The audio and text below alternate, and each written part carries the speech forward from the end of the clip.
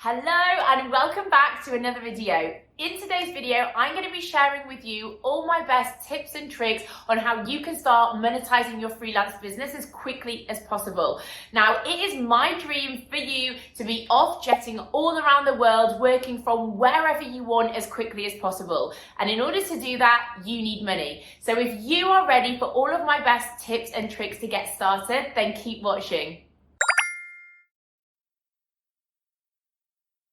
Hi, if you're new here, I'm Grace, business coach and brand strategist. Now, this channel is for freelancers, online business owners, and entrepreneurs who are looking to build a profitable business so you can become a full-time digital nomad, living your best life from anywhere in the world, working from your laptop.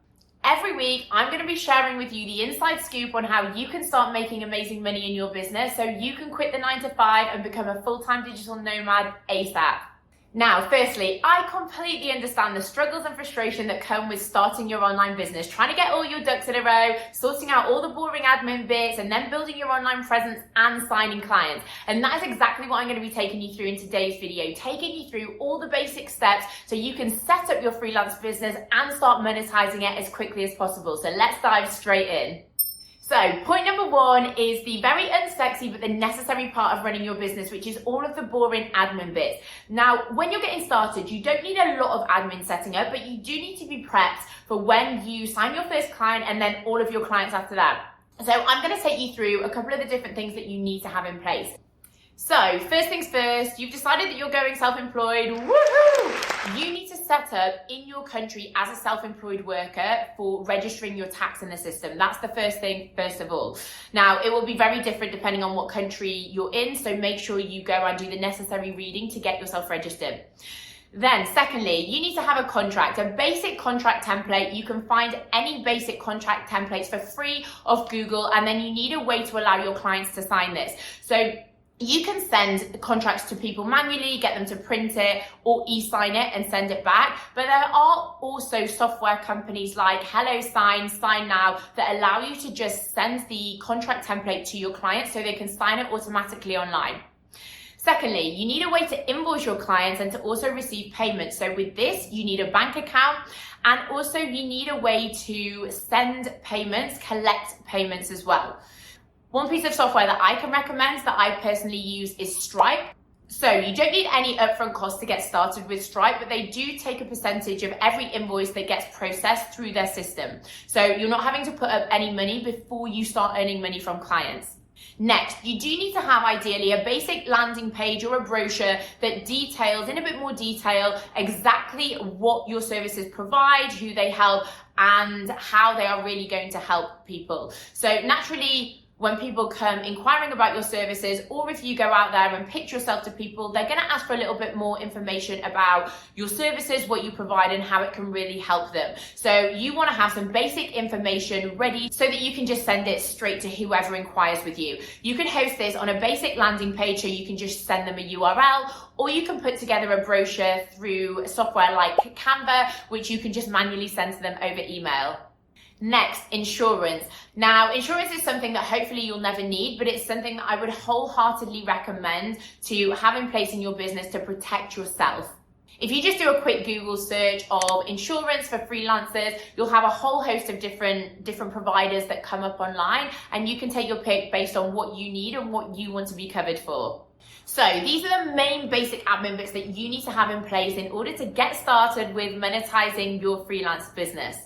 Now, the second thing you need is a network, and luckily for you, even if you're at the beginning of your journey, even if you haven't started any social media accounts yet for your business, you already have a network. You have friends, you have families, you have old colleagues, you had previous workplaces, you have a whole network in place already from people who may need your services and who can also spread your name to people in their circles to get your name spread around even quicker. Now, your network can be on social media, and that's something we're going to come to in a little bit in this video, but it doesn't have to be. Think about all of the contacts that you've made in life up till this point, and really think about how the people that you know can also help you. You will be surprised at how quickly the message can spread about you and your services when you put yourself out there to your most immediate network. So firstly, think about friends and family. Who did they know who could potentially get you some work in your area of expertise? Think about past colleagues that you've worked with in the past. Have they moved on to new companies that could utilize your services? Or are they still at your previous employer where they could utilize your services as well on a freelance basis? Even think about your old company. Would they be open to giving you some work on a freelance basis? You never know what can happen when you reach out to the right people with people that you already have a relationship with.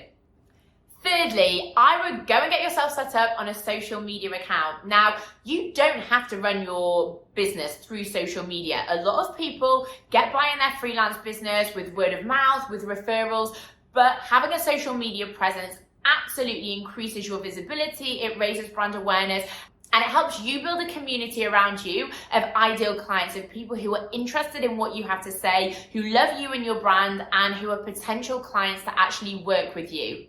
So you need to choose a platform that you're really passionate about, that you love, but you also need to choose a platform where your ideal clients are hanging out. So let's say, for example, you want to target corporate companies. The best platform is likely going to be LinkedIn. If you want to target influencers, then Instagram could be a really good platform for you.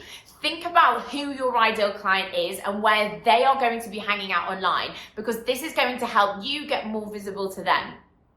If you're not sure what the best social media platform is, think about who your ideal client is and then go and speak to them. Go and ask them where they like to consume their information online, because this is them telling you this is where they hang out. So this means you can get visible on the right platform in front of the right people. So just a few of the social media platforms that you can use for your business: Facebook, Instagram, LinkedIn, Pinterest, Twitter.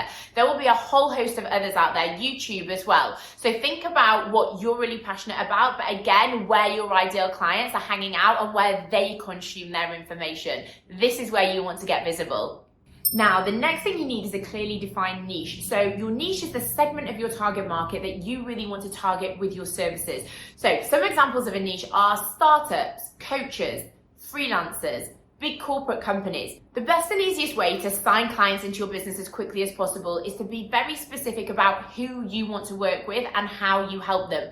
The reason for this is it allows you to then create your content specifically around solving the problem of this specific niche, the thing that they need help with most right now, that they are struggling with, that your services are going to come in and help them alleviate this struggle, these pain points that they are experiencing on a day-to-day basis. So let me give you an example. You're a freelance copywriter. An example of a really vague niche is I help businesses with copywriting. You see, businesses, this targets everybody, and with your copywriting, it's not very specific what you help them with specifically. Okay, so a better example of a niche, if you're a freelance copywriter, would be I help health startups create high converting landing pages with powerful copy text. You see how that's so much more specific. You're not only targeting startups, you're targeting health startups. You're not targeting them with every aspect of copywriting, but specifically with landing pages, specifically with high converting landing pages. So the more specific you are, the easier it is for your niche, your target audience, to establish whether your services are needed and whether you are right for them. Also, having a clearly defined niche is the easiest way for you to stand out and be seen as credible and as an expert in your niche. And the reason for this is when you have a niche, when you know who you're serving and you know what they're struggling with day to day and what they want to achieve, your content is so much more targeted. And what this does is it really shows that you know a lot about your area of expertise. It allows you to position yourself as the answer to your target audience, your niche's problems. So as an action point, think about what your core skills and your core qualities are and who you're also really passionate about helping. Is it that you've overcome some health struggles in the past and for that reason you're now really passionate about helping health and well-being companies? So think about what you're really good at, what you can offer, and what you are good enough to offer that people will pay you for. Now, if you just have an idea at this point and you're not sure that you're totally skilled, go out there and do some work for free. Get some testimonials under your belt. That will really give you the confidence, and consume on Google, on YouTube, consume courses to really get your knowledge up to speed so that you can start to feel more confident offering your services. So the next thing you need is a sexy sellable offer, your one-liner elevator pitch that's really going to prick up the ears of your audience and get them interested in what you're selling. Now, let's take the same example again. You're a freelance copywriter. Your niche doesn't actually want your copywriting. Copywriting is just the solution to help them get the results they want. Let's take the same example as before, that you help health startups to create high converting landing pages. Now, your copy text is the vector to help them make more sales through these landing pages. So that's what you need to be selling. You're not selling the copywriting itself. This is not particularly sexy to your audience, but you're selling the results that the copywriting is going to bring them. So perhaps that's increasing, that is increasing their sales, increasing their number of clients, delivering a higher return on investment. So get very specific, think about this offer. And as a top tip, if you're not sure on exactly what the desired results are by your target audience, go and speak to them. In business, guesswork fails and facts win. Put time aside to target 8 to 10 people, your ideal clients, so that you can go away and speak to them and put together some solid market research questions that's going to allow you to get a really deep understanding of where they're at right now in their journey. So what they're struggling with on a daily basis, what their pain points are, and how these pain points are showing up for them, and get an understanding of what they're really looking to achieve in their business over the next 3 to 6 months. This is going to help you put together your sexy one-liner elevator pitch that's really going to speak directly to the needs and to the reality of your ideal clients. And this is what is going to get them interested in your services. So by now, you've got your niche, you've got your really sexy sellable offer that you have to go and put out there to the world. You are ready. So now you need a content plan. So your content is how you are going to raise your brand visibility, grow your credibility, and also generate inbound leads to your business. So inbound leads are where people come to you inquiring to work with you. Now, when you're in the beginning of your business, you are going to need an inbound sales strategy, but also an outbound sales strategy. So your outbound is where you go and specifically pitch yourself to your ideal clients. Now, your content plan is the best way to actually grow your visibility and your presence and grow a community of people around you and your business who love you and are interested in your services. So your content plan is a long game, and this is exactly, as I've said previously, what's going to grow your visibility so that you can generate those consistent leads to your business. But as I said, when you're in the early stages of your business, you also need to focus on an outbound sales strategy. So think about, note down some companies, people in your niche, in your target audience that you would absolutely love to work with more than anything. And then craft a very small pitch. Your pitch does not need to be an A4 page laden with loads of text. You want to keep it concise and succinct and tell your target audience, the people who you're pitching to, very concisely what you do and how it will help them. People are busy. People don't want to read loads of text. They want to know in as few words as possible exactly how you're going to be able to help them. So we digress a little bit, but your content plan is now your long game. This is what you need to consistently get visible in front of your target audience so that you can grow a community, you can get followers every single day, every single week of people who are interested in what you have to offer.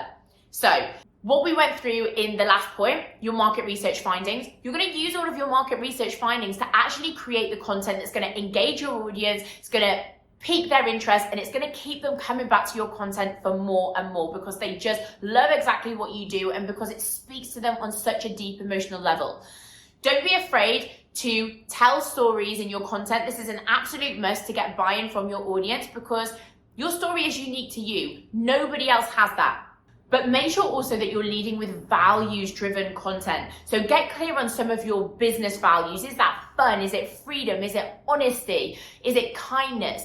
Think about how you want to come across to your audience and how you would want them to describe your brand. Then make sure you infuse all of this into your content so that your content really stands out as having big brand personality in a way that you want people to see you. So now that you've devised your content plan and strategy, you need to devise a visibility strategy to make sure that you are consistently getting the right message in front of the right people. Now, in the beginning stages, it is about consistency. It's about finding your feet. It's about trial and error to see what works for you. A visibility plan, at least to grow your visibility, is something that can come a little bit further down the line. But think about how you can best utilize the social media platform that you are on to increase your visibility.